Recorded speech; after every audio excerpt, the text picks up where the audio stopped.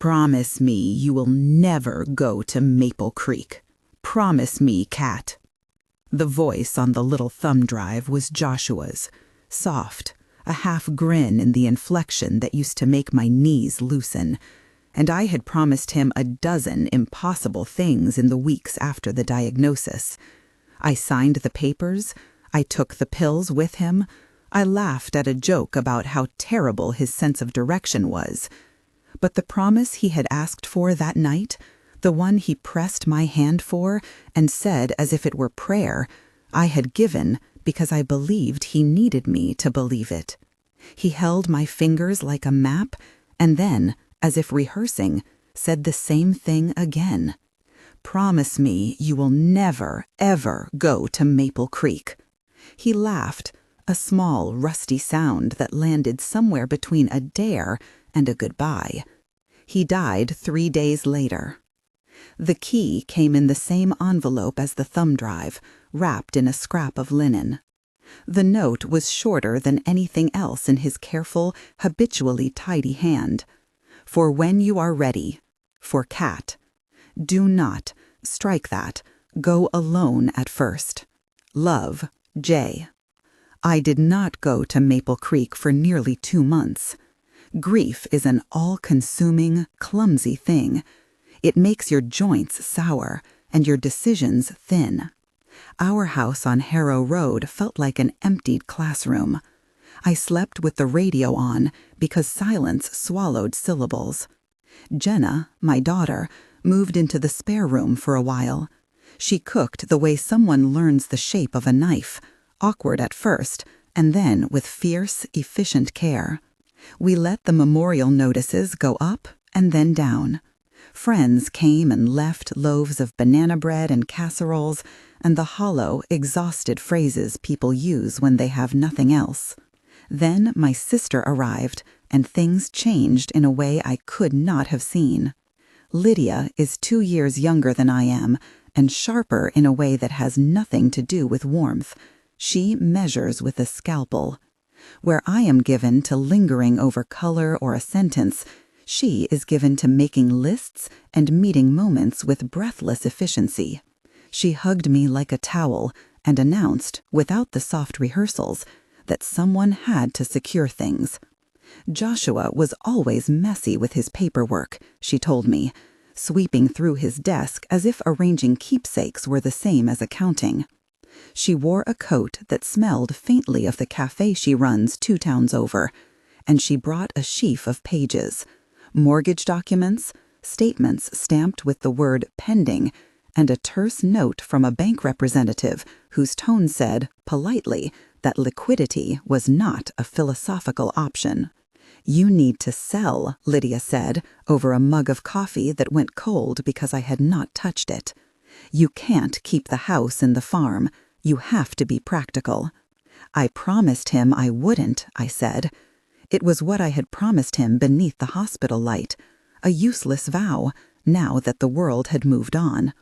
I had promised because I loved him, and because, for once, there was an instruction I could pin to my chest and be steady by.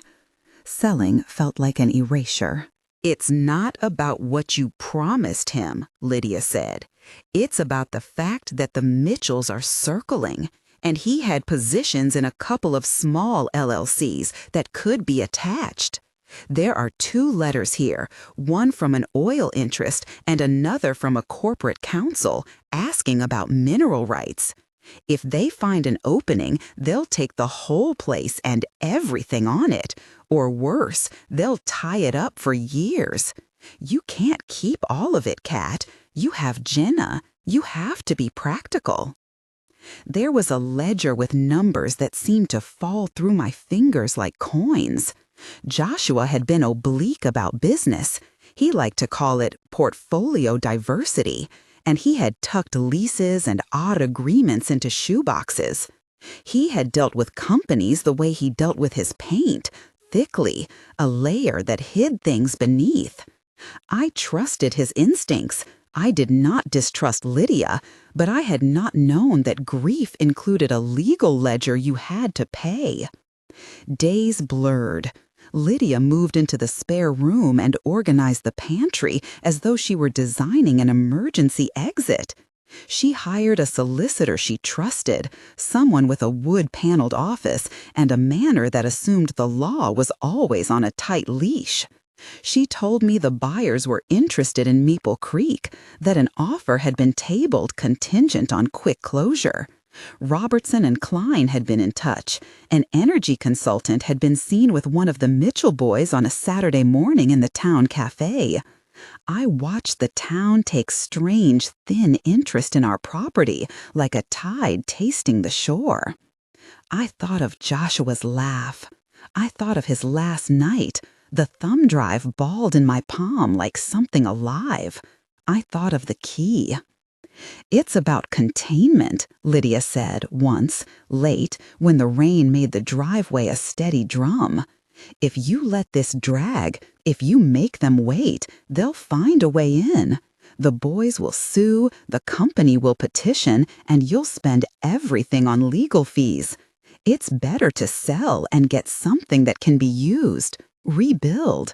You always wanted to paint again, remember?" She touched the canvas I had stacked against the wall, the primed wood with my first tentative landscapes under a thin starched cloth. She understood me in the way sisters sometimes do, cold, practical care. I did want to paint. I also wanted to bathe in a place where Joshua's scent lingered on the stairs. "You can at least let me read what the offer was," I said. She nodded and slid the folder across the table like a card trick. The figures were generous enough that my hands stopped shaking. When grief fatigues the muscles that hold outrage, practicality looks like salvation.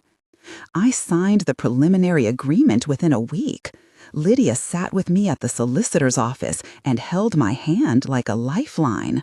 We signed documents that sealed a sale to a conservation buyer with industry ties. I remember the buyer's name, Greenfield Holdings, because Lydia underlined it in her notes. The contract included a clause that the buyer would agree to certain stewardship conditions. The solicitor assured us that this would be legally binding.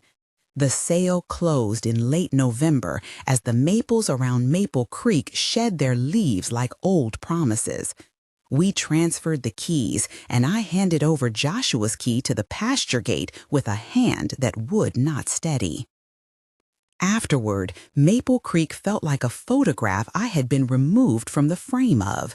I had sold the house where we had argued about small things and made up with baked bread. I had sold the studio with its north light and the stable where midnight, my mare, waited for me like a patient god. I had sold the barn that smelled of hay and horse, the bunkhouse with the small war room Joshua had always joked about, maps pinned like trophies, files with neat little tags.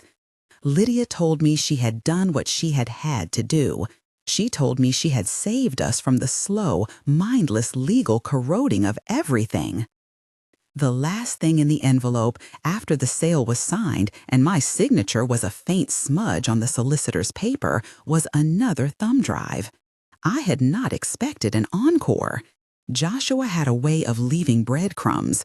This device he had left extraordinary instructions on. Watch these only after the sale, only when you were safe. I set the drive on the kitchen counter because there was nowhere else to put anything that mattered. Grief, it turns out, has a rhythm. The first month after the sale, I moved through rooms like someone reading a script in which I had been given too many lines. Lydia returned to the cafe, and my daughter, Jenna, enrolled in a night class at the community college to keep her mind from the nothingness she found on afternoons. The buyer had taken over Maple Creek, and I called the barn twice, asking to speak to someone about last arrangements. Each time, the voice on the other end was apologetic, then curt, then rehearsed. The videos began one gray December afternoon, timed like a private delivery. I sat at the kitchen table with the thumb drive plugged into the laptop Joshua had used for travel photography, and in a room that smelled faintly of coffee, I watched him blink into focus. "Hi, Kat," he said in the way he always began things for me, like a conversation in the kitchen at midnight. He was younger in the recording somehow, as though the camera had smoothed out the months. "If you're watching this, you did what I asked, and you're alive. That's enough." He smiled, then his face slackened into a look I knew, one of preparation. "There are things down at the barn I couldn't leave to paper alone. I don't trust that people will read, not the way you do. So I made this instead. I made a place, I made a plan, I made contingencies for stubborn women who will refuse to go, even when everyone else says it's absurd." He laughed. I cried. He paused the video, his little idiosyncratic habit of stalling so the viewer could breathe, then resumed. "There's a folder in the back of the barn," he said. "Not in the tack room, the other back room, behind the sacks of winter feed. If you go, you'll find maps, an independent geologic survey, my notes on the leases, and most important, a sealed chain of custody document that names an impartial firm to handle disputes. If the property has been sold in the short term, that firm can enforce the stewardship clause. If not, then you'll know enough to make them stop. There's also money set aside in an escrow I've designated to cover legal opposition. It's not a lot, but it's enough to force a conversation." He looked directly at the camera then, and for the first time in a long while, I felt the old intimacy, him addressing me as if we were the only two people in the room.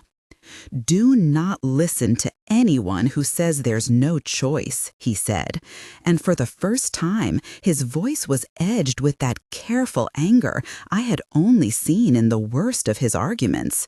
"And Kat, be careful with Lydia. She loves you in the only way she knows how. She attempted to protect you, and she may have made a decision you don't like. You will forgive her the way you forgive spilled paint. But if she's been forced, blackmailed, or threatened, she cannot say so. Nor should anyone pressure her. You are to act as you must, not as someone else directs." The video ended, but the words lingered like a new contour around an old face. He had left instructions assuming interference. He had expected greed. He had not expected Lydia to be the instrument or the hand. Maple Creek's new owner had sent a polite letter after the sale, printed on company letterhead and stamped with an insistence of standard business courtesy. They were, the letter said, committed to stewardship and to honoring the terms of the sale. They offered to let me return, briefly, to remove personal effects and to meet with their farm manager to discuss any ongoing animal needs. The war room, the maps, those were part of the property now, it said, and would be handled per contract. Legalese lines drifted like a placid river until a rock hit the surface. The buyer's manager, a man named Thomas Reeves, agreed to one short visit. I drove out beneath a late winter sky that had the brittle pureness of bone and met him at a barn gate. He wore a jacket that smelled faintly of machine oil and offered a handshake that was neither warm nor cold. "The stewardship clause is enforceable," he said politely, "but any enforcement has to be in accordance with the documents. We notify you now that Mr. Mitchell, Robert Mitchell, has filed an expression of interest contesting the mineral rights as a matter of family claim. It's a notice in the public registry. It's not an action yet."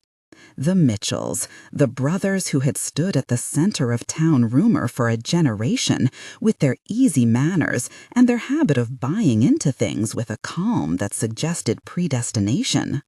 The Mitchells had the sort of money that smelled like salt, oblique, cool, insinuating. Lydia had whispered their name once in a coffee shop when she thought I had not heard. She had narrowed her lips and said, "Watch them." "You're not trying to keep me out," I said, and the question came up like a bobbing cork. "There's something in the barn," Joshua said. "We are not trying to keep you out," Thomas said. "There are legal obligations. Any documents on site are property of the buyer.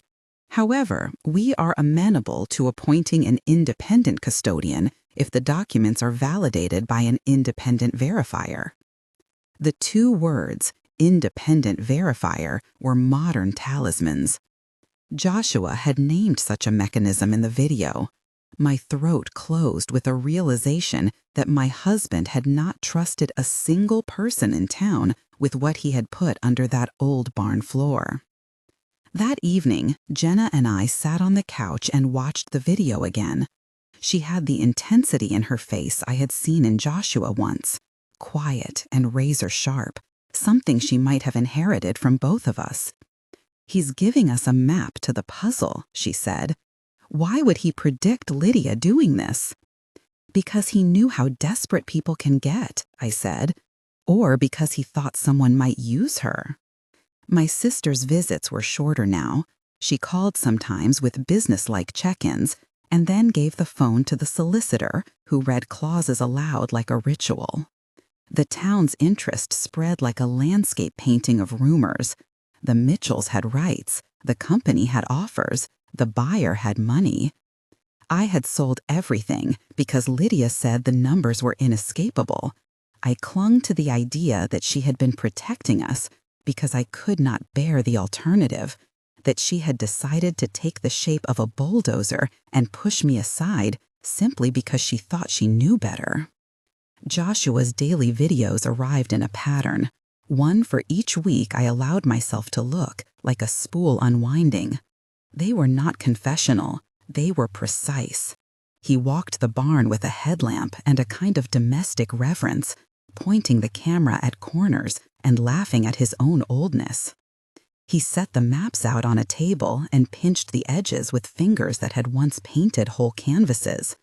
He named a geologist, Dr. Avery Lyle, whose name he repeated until it settled like a stone.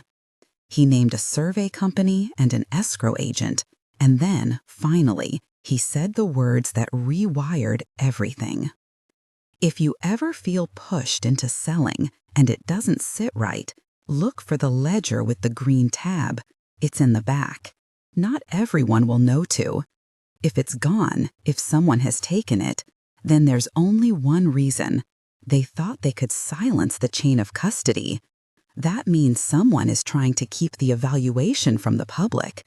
You have to assume what follows.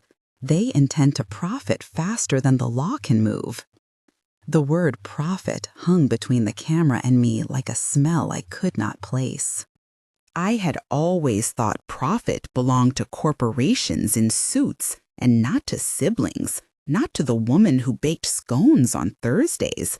But Lydia had a corner of her life I had not known, debts from the cafe, a quiet desperation about herself that I had misread as industriousness.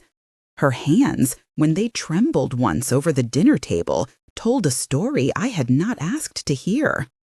Late in January, I found a collapsed envelope in Lydia's coat, the one she had left behind after a visit, containing a note not meant for me. It was folded small and the paper was thin, the sort you use for receipts.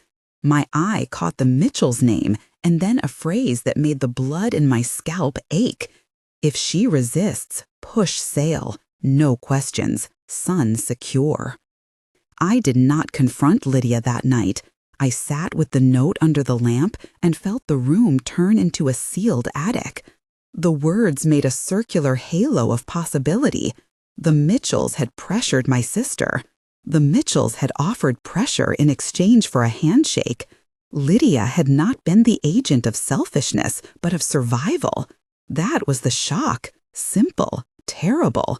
A sister forced me to sell everything, not because she wanted to own what I had, but because someone had controlled a piece of her I had not known how to reach.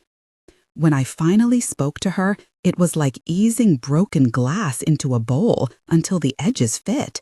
She told me about threats, thin and terrible, letters left at her cafe with warnings, A man at closing time who asked too many questions about my husband's health.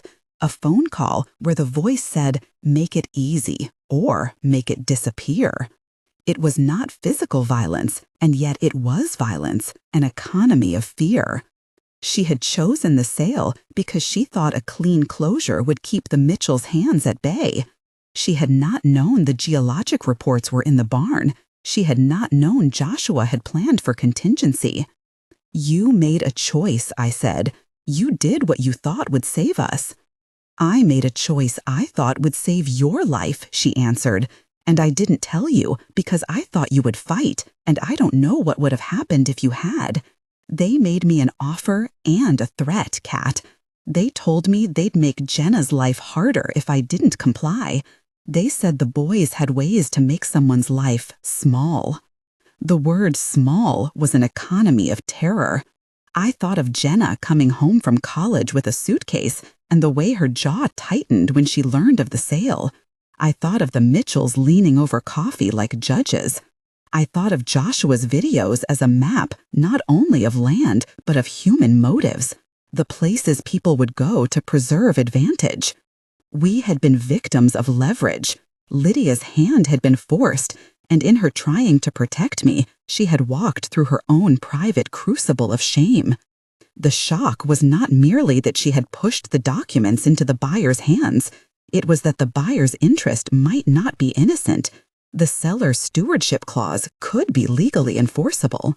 There were maps, a geologic survey stamped with Dr. Avery Lyle's name, a report that suggested pockets of shale prized for extraction, and a stack of emails showing a whispered relationship between the Mitchell brothers and an energy consultant. The chain of custody was there too, a thin brown envelope with notary stamps and a signature that read Joshua's name in a hand I recognized even in print. We photographed everything. We made copies. Ellis wrapped the folder back up and set it where it had been, like a secret returned to its nest. As we left the barn, a set of headlights carved a wedge of stern light across the drive. Thomas Reeves stepped out of his truck and regarded us with the calm of someone who had expectations. His expression did not change when we showed the camera. He merely adjusted the collar of his coat. "You've documented private property," he said, "and yet you are the former owner. That gives you standing to request independent verification of anything related to the sale. We can facilitate that." I felt dizzy with the possible mechanics of justice, how it might work and how it might choke on typos. But time was not our friend. The Mitchells had filed an expression of interest. The buyer had connections that smelled like lubricated hinges. The only thing Joshua's recordings had given us was the possibility of argument. Back home, in the living room where we had once played records, Jenna held the folder and read the survey aloud. Dr. Lyle's report suggested that any extraction would require careful, slow mitigation to protect groundwater. It was precisely the kind of thing a company might prefer the public not to see while behind-the-scenes negotiations happened. Joshua's plan had been not to stop development. He was never sentimental about industry, but to ensure that if it happened, it would happen under stewardship clauses that preserved the creek and pastures, that respected the horses, that left room for life. "What exactly did Lydia fear?" Jenna asked quietly. "Did they threaten her son, her job? What could be worth making you sell the farm?" "You don't know Lydia like I do," I said. "She will carry the weight of an unsaid thing longer than she'll let it burn anyone else. She gave me shelter. She thought the sale would erase the danger. She was wrong, and she was trying. That is enough." Forgiveness, I discovered, is not a single act, but the scaffolding you build when you need to carry another person. It does not require forgiving. It requires steadiness. We took the materials to Dr. Lyle. He read the maps as if they were biographies and then said something gentle and devastating. This is the sort of thing that can, if mishandled, change a town's wells, he said. It requires oversight and an enforceable plan. Mr. Joshua's escrow note could trigger involvement if you can establish that the buyer is non-compliant with the stewardship terms. The legal path, then, was visible like a map with steep climbs. We could activate the escrow. To do so would require me to assert standing, to reopen the sale, to go public about my sister's threats and the coercion that had led to our sale. To go public would involve risk to Jenna's privacy, to Lydia's small cafe, to my fragile private life. Yet not to act might mean the very harm Lydia had tried to prevent would come to pass. I sat for a long time with that ledger in my lap, a folder of paper that felt like a future. Joshua had given me navigation. My sister had acted under the pressure of fear. The Mitchells were a tide with a face. There was a third force in motion, Greenfield Holdings, who had signed a stewardship clause when they bought the property, but whose sincerity was as ambiguous as any polite handshake. The truth Joshua had left me was that stewardship is often only as good as the people who must be held to it. "Do you want me to activate the escrow?" Jenna asked. Her voice was steady in a way that had nothing to do with age. She had inherited a pocket of her father's stubbornness. "I want you to have the chance to work on your life," I said. "I want to make sure your chances aren't underwritten by someone else's greed. I want Maple Creek to be what Joshua intended, a place we could honor whether or not we live there." Jenna squeezed my hand. Then we'd do it. We went to the solicitor and opened the case. Lydia, pale and tight-knuckled, sat with us. There was a storm of procedure, of signatures and filings, of notifications to the public registry. The Mitchells responded with their own counsel, a man with a soft voice and a tendency to shorten sentences into threats by way of suggestion. "Your client's claim is untimely," he said. "The purchase closed in good faith." We had the documents, the video, the notary, and, when necessary, an independent geologist's affidavit. We had a town that, once roused, liked being the protagonist of its own fate. The story moved from private memory into legal argument, and in that movement, the old intimate grief took a public face. The turning point came in a borrowed dining room with table lights and people sitting like nodes of a fragile machine.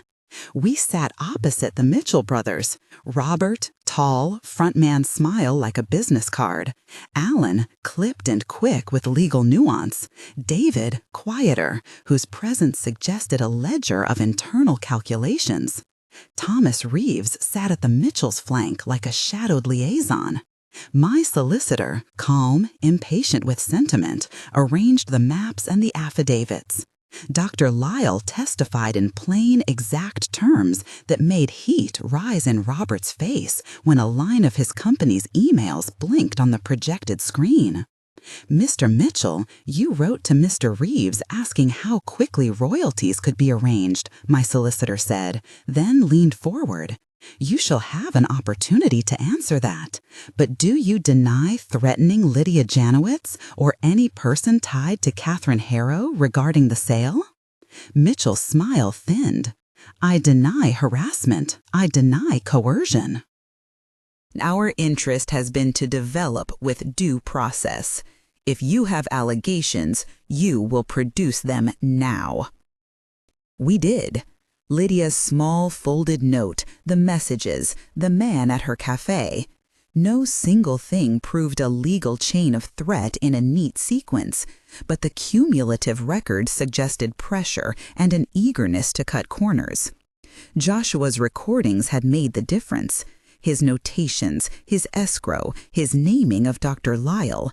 These were not random curiosities, but a plan that anyone with an ounce of curiosity could follow. He had anticipated a world in which the powerful preferred opacity. What made the Mitchells falter in the end was not a knockout punch, but a slow, narrowing corral of consequence. The local paper smelled of misdeed. The environmental group that had once been peripheral now had a reason to attend. Public scrutiny itself has a punitive bite. Corporations hate uncertainty almost as much as they fear litigation. The settlement we reached was neither dramatic nor theatrical. It was a negotiation clocked in terms and conditions, with an eye on future stewardship.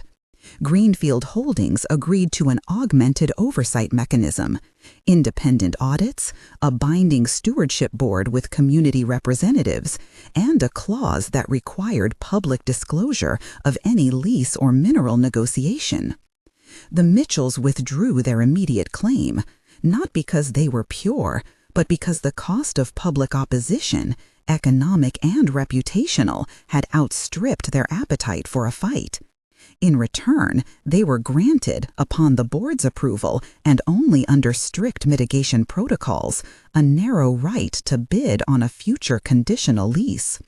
The escrow funds Joshua had left were used to fund initial audits and to pay the firm that would hold the records in a neutral archive. We had not reclaimed Maple Creek in the simple sense. The land remained under Greenfield's ownership, but stewardship, not profit alone, would guide its future. The war room documents remained in neutral custody, and the notary seal had teeth. Lydia avoided the town for weeks, her cafe's pastry case less crowded. She came to my house one morning with flour on her sleeves and the apology of someone who had been both brave and frightened. "You did the right thing," I told her, and I meant it. She had done the thing no one credits. Choose the narrow path they believe will save someone else. She had been wrong, but not in the way the town would gossip. She had been human. Joshua's final video, marked by a small scratch at the top of the frame as if he had filmed it standing in wind, was the one I watched on a spring evening months later when the light had begun to taste warmer. He walked the field with a small notebook. "If you are watching this," he said, "then you have done more than I ever expected. You did not let fear decide for you. I could not ask for more. Paint something big now. Let the horses teach you what freedom is." I started to paint in the late hours. My brush felt like a key again. Midnight came to me in a scene of strong, sweeping strokes. Jenna, who had chosen to stay, came to the studio and unfolded a life that was not merely reaction. Lydia brought me a cinnamon roll one morning and stayed to watch, cheeks flushed from a life more awkwardly lived than mine, but equally honest. The town remains where towns always are, stubbornly human. The Mitchells retained their place in local rumor, but their shadow on Maple Creek is narrowed by the shape of oversight. Greenfield holds the title. Our names remain as voices in an archive that Joshua had the foresight to arrange. The final will, the thumb drives, the green tab folder, these became a ledger of how love can be bureaucratic and how a man who painted for pleasure could also be meticulous enough to script his absence into protection. When people ask me now why I sold everything, the story is not that simple. Lydia forced me because someone had forced her, and she chose the option that looked like safety. The shocking reason was not greed or malice, but fear weaponized by those who knew how to bend small towns with quiet pressure. The final will was not merely a document. It was Joshua's way of making sure the people he loved would have instructions for when the world tried to eat the very things they cared about. Months after the settlement, I stood at the fence where the pasture turns to meadow on a morning that had the smell of new rain. Midnight nuzzled my palm, and the blank canvas at my easel shimmered with possibility. I had lost a house and gained a map. I had lost the concrete rooms where we had once argued and had, in return, opened to a life in which stewardship meant choosing to fight for a certain kind of future rather than for a needless echo of the past. There are mornings when the ache still arrives, like a gull that refuses to move on the wind. But there are also canvases stacked against the studio wall and horses that need me to be steady. Jenna is finishing a degree in environmental policy now. She says, with my father's grin, that she wants to make the law slow in the face of industry. Lydia is rebuilding her cafe, and the town has a new board with a few citizens I did not expect to step forward. Joshua's last instruction, paint something big, was not a flippant command. It was a permission. It was an invitation to consider what one does with a legacy that is not only about what you own, but about what you decide to keep safe for others. If there is a moral here, it is not neat. People who force others to act sometimes do so out of fear. Sometimes the force is a hand on the shoulder, not a shove.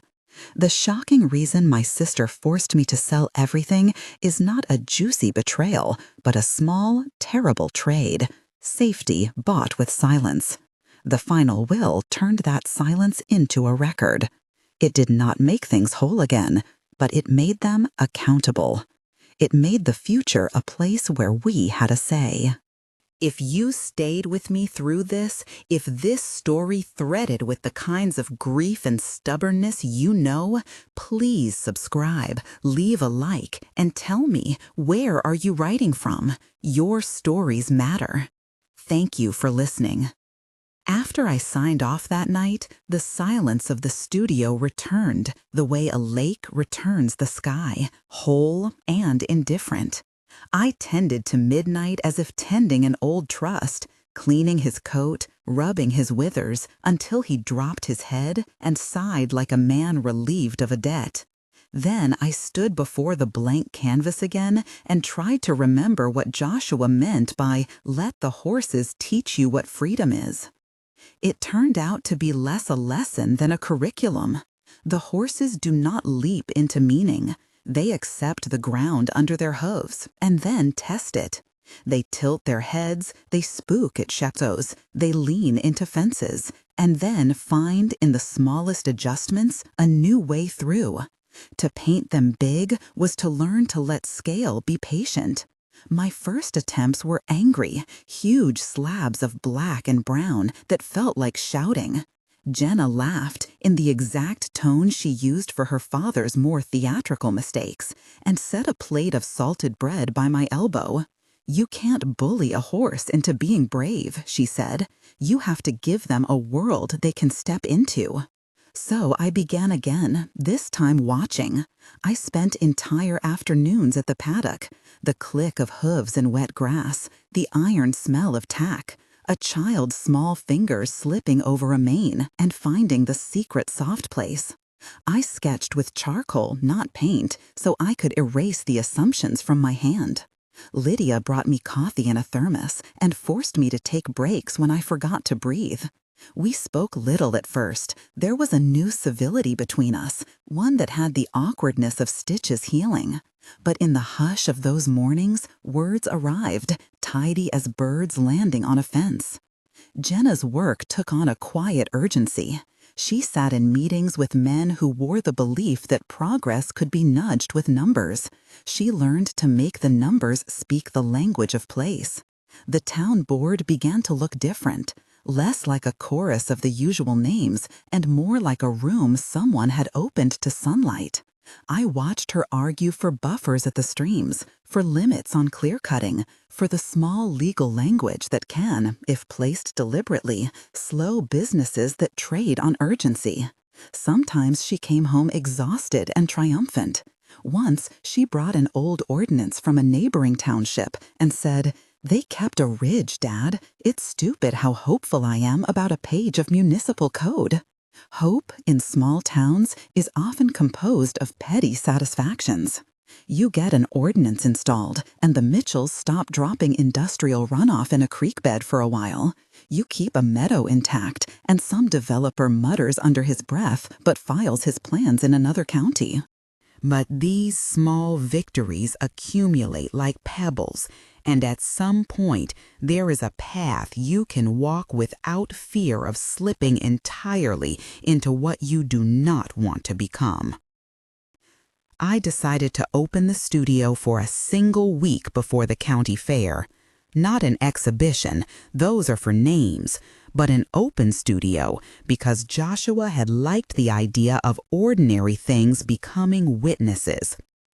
The week before, I took down the coverings from the large canvas.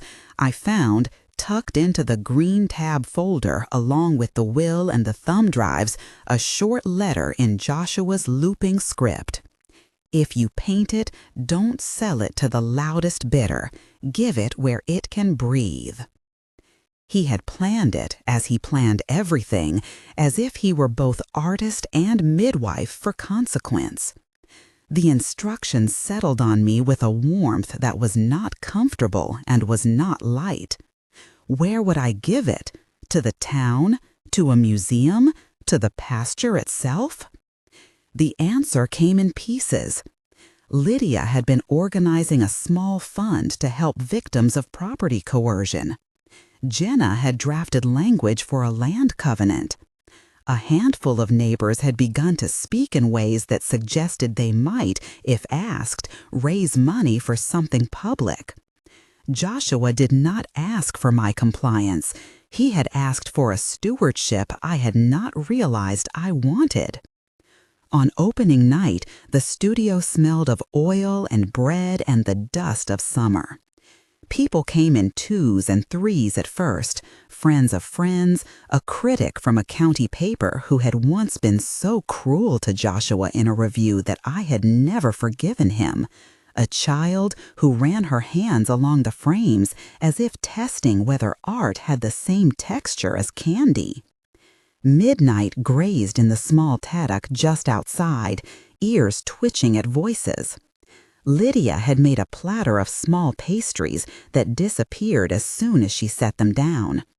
Jenna stood near the door and introduced herself to strangers with the ease of someone who had learned how to make new names a shield. The painting itself, my big thing, was not the theatrical thunder I had imagined. It was a field of motion, a horse occupying half the canvas with its head thrown back, mane like a waving banner. The ground beneath it was less earth than suggestion, a chorus of color that implied step and wind and the space they moved through. I had deliberately left portions of the canvas raw, white as the bones of the thing, because Joshua had taught me that absence could be part of presence. People stood in front of it for an awkward human amount of time, as if they were waiting for it to say something. A woman I'd seen at council meetings put her fingers to the paint like she wanted to touch the horse's breath. An old man I'd known since grade school whispered, "It looks like it might move." That was the compliment I wanted, that something I had made could invite motion in people who had grown used to being still. When I spoke, because I had to give Joshua's instruction a shape, I told them the story of the will in as few words as I could. Joshua's notebook, his notes on painting and wills, and the difference between the two, was photocopied and distributed at the library. He would have liked that, his handwriting spliced into municipal bilinguality. There are, of course, days when memory is less generous. I would stand alone in the studio, and the place where warmth used to sit would be jagged and cold. Sometimes I would take the thumb drives and watch Joshua's old videos, the scratch at the top of the frame, the way wind made his voice small and ornate. They are dangerous comforts. To watch the past speak is to invite the present to measure itself against a standard you no longer can reach. But then I would close the laptop and go out to the pasture where midnight would stand, patient as a bell, and I would take the brush and paint again. The community endowment we formed is small and brittle in economic terms, but it is rooted in the way people in Maple Creek know how to make things last, by sharing the work of watching over them. We are not righteous people. We are people who have learned that a town is less a collection of things than a series of agreements, quiet and stubborn. Joshua's will could not undo the small cruelties that had been done, but it created a ledger that could be read years from now by someone who wanted to know what had been tried. 2 summers later, at the edge of the fairground where the swine contest hums and the Ferris wheel blinks in the late light, the painting was unveiled on a wooden scaffold sponsored by the Trust. We did not make a spectacle. Mitchell's absence was again a kind of punctuation. The painting faced the field, and people came with folding chairs and children who had their faces painted like foxes. Jenna stood where she had to stand when words required steadiness. Lydia handed out iced coffee. I said only a few things because saying too much was like overpainting a good idea. What mattered was not the unveiling, but the way people talked afterward. The conversations about land, about whether to ask the county for more stringent protections, about who in town might take charge of an outreach program for folks who had nowhere to turn. It is telling that the most skeptical voice that night belonged to a woman who had lost a husband to addiction and had never liked the idea of art being more important than the concrete needs on her porch. I listened to her, and then I asked her what she needed. She asked for transportation vouchers and someone to help her file simple paperwork. We made those things happen. There is an odd humility in stewardship. It is not grand. It is laundry and petitions and long, sometimes dull meetings. It is also moments when a child points to a horse on a canvas and says simply, "I like that." And in that like, there is an architecture being built. Joshua's permission to paint large encompassed all of that, the visible and the humble. At night, when the studio lights go out and the horses breathe like a sleeping crowd, I sit on the back stoop and look toward the pasture. Midnight's silhouette is a familiar punctuation against the sky. The painting leans in the hall like a favorite guest, catching the low light. Sometimes I place my hand on its frame and feel the roughness of dried paint.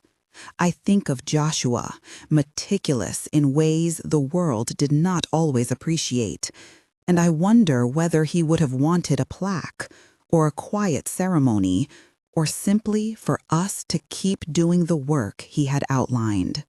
The truth, which is both small and vast, is that stewardship never finishes.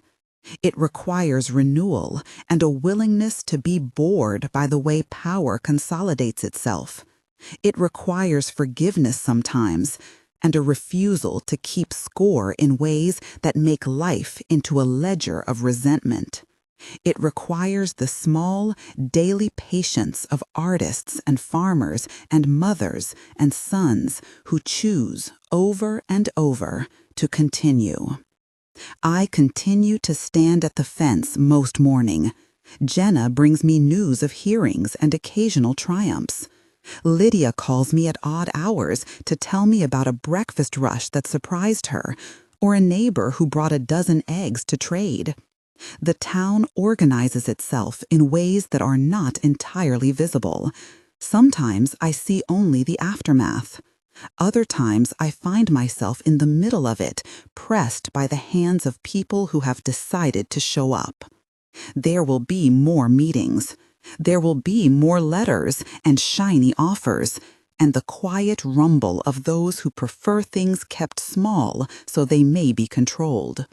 There will be moments when the past visits like a cold guest and demands to be noticed.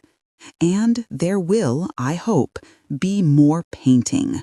Because Joshua was right when he said that a brush can be a key. It opens doors, not always to triumph, but to a way of living that says the world is worth keeping. If you ever drive through Maple Creek, the painting hangs now at the community center in a room with wide windows.